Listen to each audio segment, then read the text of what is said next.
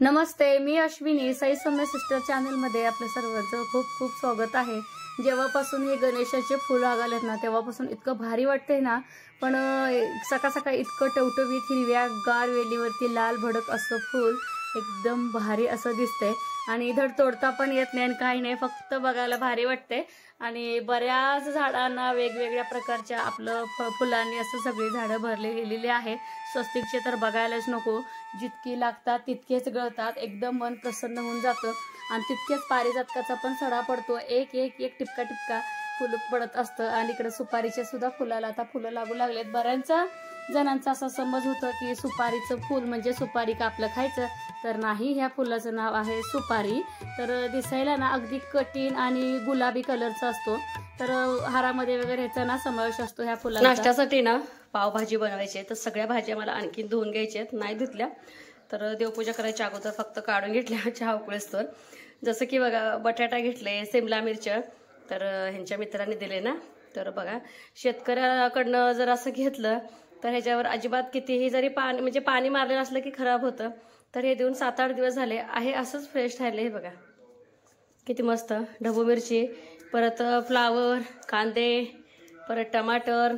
फक्त ह्याच्यामध्ये वाटाणा नाही, काही हरकत नाही, वाटाणा मी असलं तर घालते, नसाल तर नाही. ह्याच्यावर सुद्धा चव खूप छान लागते.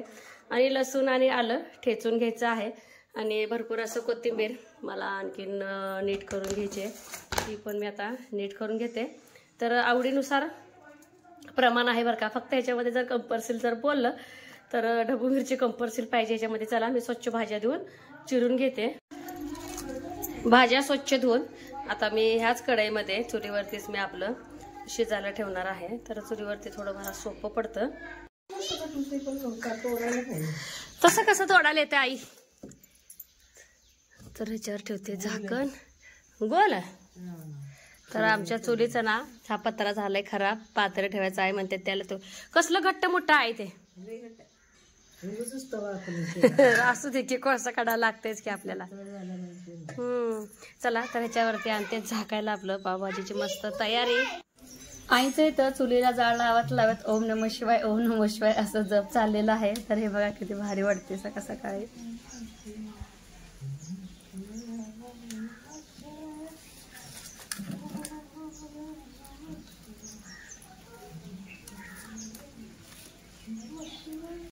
सोनू नाही केले, परीने आंघोळ केले. तर इथं आईंचं चाललंय आपलं ओम नमः शिवाय म्हणत आपलं पावभाजीची भाज्या शिजवणं. तोपर्यंत आतल्या माझ्या सगळ्या तयार झाल्या. जसं की बघा, पोरींची आंघोळ पण आणखीन बाकी आहे, त्यामुळे जास्त गडबड पण करायला नको. तर बघा, कणिक वगैरे मळून घेतले आणि डब्याची पण तयारी करायची. तर दोडका वगैरे सुकी भाजी करणार आहे दोडक्यासाठी. तर कुठलीही सुकी भाजी करायचं झालं तर कुठलीही डाळ मिक्स केलं तर चालतं. मग मी काय करते, खाण्यामध्ये वेगवेगळे डाळी येण्यासाठी, जसं की बघा आता काल काही ठिकाणी श्रावणी घेवडा म्हणतात, आम्ही घेवडा म्हणतो, काही ठिकाणी वालाची शेंगा म्हणतात घेवड्याला. तर घेवड्यामध्ये मी म्हणजे मसूर डाळ घातलेली.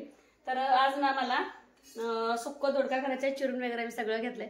तर आज मी भिजत घातले. सकाळी उठल्या आंघोळ केली की पहिल्या डाळ भिजत घातली. जसं की बघा मटकीची डाळ. मग मी काय करते, संध्याकाळीच तयारी करून ठेवते. जसं की डाळ निवडून का इथंच ठेवून देते किचनवरती, पटकन मला सकाळी लक्षात येतं आणि लगेच मी भिजवून देते डाळ. कणिक वगैरे मळून झाले आणि तयारी पण सगळी झाली. पावभाजी आज ना म्हणजे गावामध्ये सहसा पाव भेटत नाहीत, तर असं म्हटलं पाव न का भेटेना, पण ब्रेड तर आहे. तर ब्रेडचे असे 2 पॉकेट आणलेत. तर ब्रेड आपलं मस्त ताजे आहेत आणि तव्यावरती तूप लावून आपलं खरपूस खालीवर करून घ्यायचं, खूप छान लागतं. तर पावभाजीच्या भाज्यामध्ये ना एखादं बीट असतं तर बरं झालं असं वाटतंय. काय होतंय, शिजतानाच बीट घालून टाकायचं. तर ते बीटाचा जो लाल भडक कलर असतो का, त्या कलरनं पावभाजीला कलर इतकं भारी येतं ना, हॉटेलपेक्षाही भारी येतं, चवीला छान. आणि बीट कधीही चांगलंच आहे खाण्यासाठी, काय हरकत नाही. असेल तर घालायचं, नसेल तर नाही. शक्यतो मला कधी मिळालंच नाही, एकदा मिळालं होतं, पण खूप छान असं ना कलर येतो बीटमुळं पावभाजीसाठी. तर हे गेलेत मळ्याला, सकाळ सकाळीच त्यांना चहा खारी देते मी सकाळ सकाळी. तर थोडंसं पोटाला आराम, भरपूर असं ऊन आहे, तर उन्हामध्ये थोडंसं म्हणजे चक्कर आल्यागत होतोय, त्यामुळे मी खाऊन पिऊन जा म्हणते ह्यांना शक्यतो.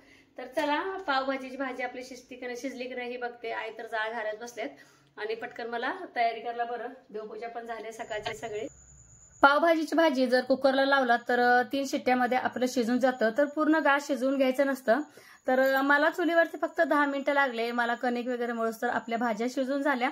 म्हटलं त्याच कढईमध्ये आपली पावभाजीची भाजी करावी. कधीही ना जास्तीचं पाणी असेल तर काढून घ्यावं आणि अगदी कोरडी डाळ असो किंवा पावभाजीच्या भाज्या तर पाण्याचा वापर म्हणजे सगळं पाणी काढून घ्यायचं, जेणेकरून जेव्हा आपण मॅशरनं मॅश करतो त्यावेळेस लवकर बारीक होतं बरं का. तर अशा पद्धतीनं मी तर करते पाणी काढून.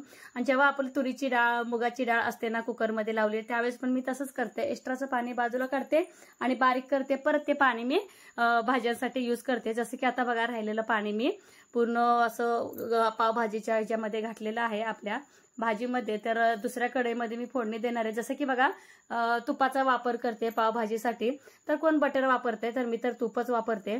भरपूर असं मोहरी घातली आधी, परत जिरे घातली आणि आपलं तांबडं लाल तिखट म्हणजे अंबारी आणि पावभाजीचा मसाला आणि मीठ तिन्ही एकत्र करून घेतले. म्हटलं एक घालण्यापेक्षा असं पटकन होऊन जातं. ठेचलेलं लसूण आणि आलं घातले. लसूण आणि आल्याचं प्रमाण थोडंसं जास्त घ्यायचं, खूप छान अशी टेस्ट येते. आणि ते पूर्ण छान परतून दिलं की तर अंबारी लाल तिखट आणि आपलं तांबडं तिखट घरचं आणि पावभाजीचा मसाला मीठ याचा पूर्ण तडका आपलं पावभाजीच्या भाजीमध्ये मी घातलेले. कारण की ही कढई थोडीशी मोठी आहे ना, तर ह्यात मला बरं पडते आणि दोन्ही कढई चुलीवरच्या आहेत त्यामुळे काय प्रॉब्लेम येत नाही. दोन्हीची बुडं काळे आहेत त्यामुळं ह्या कढईत ना त्या कढईत आपलं फोडणी देऊन घेतलेलं आहे. बघू शकता खूप छान असं आपलं पावभाजीचं म्हणजे भाजी आपली तयार झालेली आहे. आता व्हिडिओमध्ये कलर कसा दिसतोय मला माहित नाही, रिअलमध्ये पण खूप छान.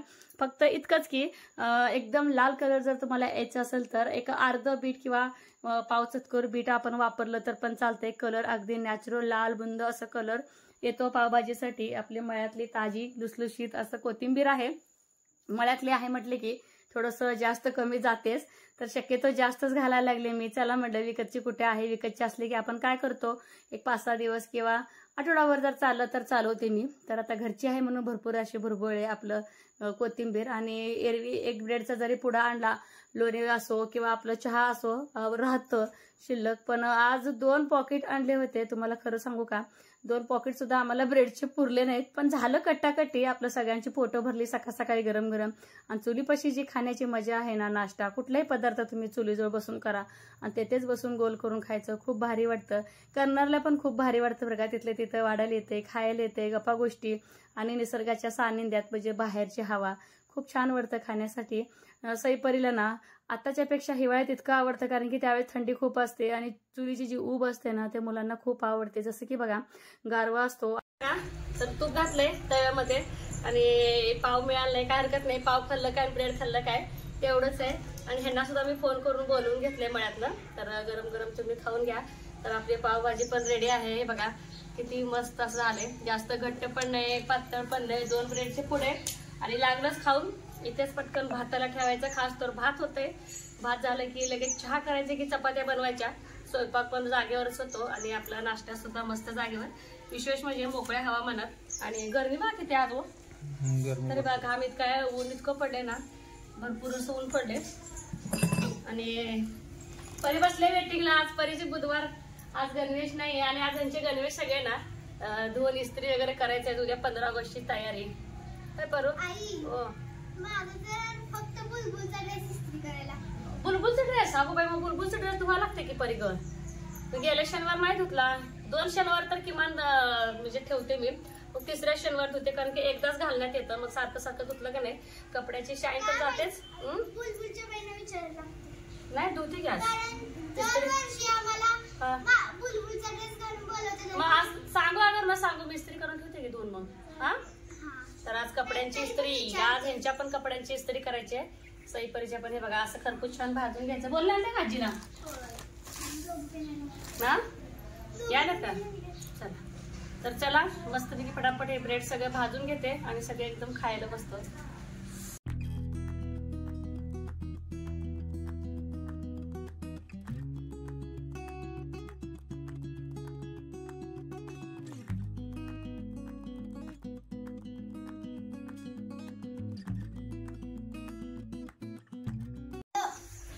कसं झालंय नाश्ता, छान झालंय ना.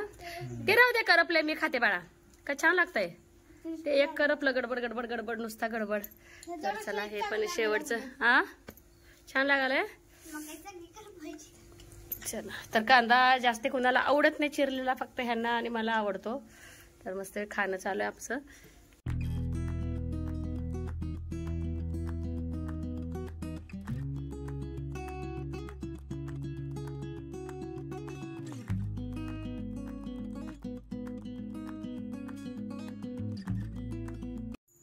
सकाळचा नाश्ता, स्वयंपाक, सैपरीचे डबा त्यांना घालवणं, परत ह्यांनी नाश्ता करून मळ्याला गेले आणि धुणं भांडी झाल्यानंतर म्हटलं तर रोज आपलं मळ्यातलं काम चालूच आहे. तसंच आपली बाग पण स्वच्छ पाहिजे. दररोजच्या दररोज 2 टाइम मी बाग स्वच्छ करत असते. बाग स्वच्छ करूनही इतकं पालापाचवा पडतो. झाडं आहेत म्हटलं पालापाचवं तर पडणारच, तर चिक्कूचे वगैरे असे पानं पडतात. आणि तिकडचं ना परी जेव्हा सुट्टी असते त्यावेळेस खेळायला काहीतरी की विटा वगैरे अशी घर खेळते, काहीतरी तिचं चालू असते, तर ती तिथल्या तिथंच पडलेलं असते. म्हटलं एकदम मोकळी सुटसुटीत असं बाग जर करायचं असेल तर जी मोठे मोठे दगडे वगैरे जे आहेत, विटा वगैरे, तर सगळे एका बाजूला माझं ठेवणं चालू आहे बरं का. का होतंय, पावसाळ्याचे दिवस आहेत, आता विटांच्या खाली खूप भीती वाटते की गोम वगैरे असतात आणि आपणच त्यातून फिरतो. साफसफाई तर झालंच पाहिजे. तर पालापाचवा जे काही आहे तर ते सगळं स्वच्छता करायचं माझं काम चालू आहे. मला वाटतं दुपारचे 1 वाजेपर्यंत माझं हेच काम चालू होतं. दुपारचे वाजले बरोबर 2:15. तर ह्यांचं आता चाललंय जेवण. तर झालं ह्यांचं जेवण, तर घेऊन जाते ताट. म्हणलं आता लकीला तिसऱ्यांदा जेवण द्यायचं टायमिंग झालंय, तर लकीला देऊन येते त्याचं जेवण आणि ह्यांचं ताट ठेवून देते. लकीसाठी असं दूध आणि चपाती ना कुस्करून घेतलंय. तर लकीसाठी तुम्हाला तर माहिती आहे, खास दूधच आणून घेतलंय आपलं गाईचं, तर त्याला दुसऱ्या प्लेटमध्ये द्यायचं होतं. तर लकीचे प्लेट असं बाहेर धुवून ठेवलेली मी सकाळी कूलरवरती. तर लकीच्या प्लेटमध्ये लकी पायाला धसड. तर हे सगळं बघा कसं करते, खायला आणले म्हणून. थांब रे बाबा, काय काय पाडून बसला तू इथं. सईपरीनं ह्याला घर करून गेलेलं ह्याच्यामध्ये आत खोली, तर इथं तर जातच नाही. ओके, तू दूध सांडलं बघ तुझ्या नातात. इकडे इथं रे, दूध सांडलं बघ सगळं तू. तर लकी खातोय. लकीला कसं सांभाळलं आम्ही नक्की सांगा. तर अजून तर लकीची तब्येत आपली नाही खराब झाली, चांगलं व्यवस्थित खाते पिते बसते आपलं. लकी ए लकू, खायच्या नादात आहे लकी. तर लकी छोटा आहे ना, म्हणून ह्यांनी जर्शीचं दूध आणलं त्याला ह्याच्या हेल्थसाठी. आणि आईचं दूध पिणार बाळ आहे अजून हे लकी. गबद्या कसं झालंय आपला, खातोय निवांत. आणि लकीसाठी ह्या ठेवले पाणी. खा सगळं खा, दूध सांडला बघ तू. लकीला अजून कळत नाही खायचं, अर्धवट सोडला तिथं. परत मी ह्याच्या समोर अशी प्लेट आणले. जोपर्यंत हे सगळं खात नाही तोपर्यंत आम्ही इथनं हलतच नसते मी तरी. का हो, सगळं सोनून घर केलता का, सगळं फोडला तोडला आणि दूध सांडाय. हे अंगावर पाडून घेतलंय बाय, आई ना आत फोडलाय वाटतं. मी सोडून गेलते ह्याला, तर दुपारी कुत्रे येतात बा दुसरे. याला तर कळतच नाही खायला काय अजून. उठच का मारते. गरमी पण इतकी आहे ना, भरपूर गरमी आज. तर काय सगळं असं खायला शिकायचं. खराब झालं नाही ना अजून, काय असं आहे.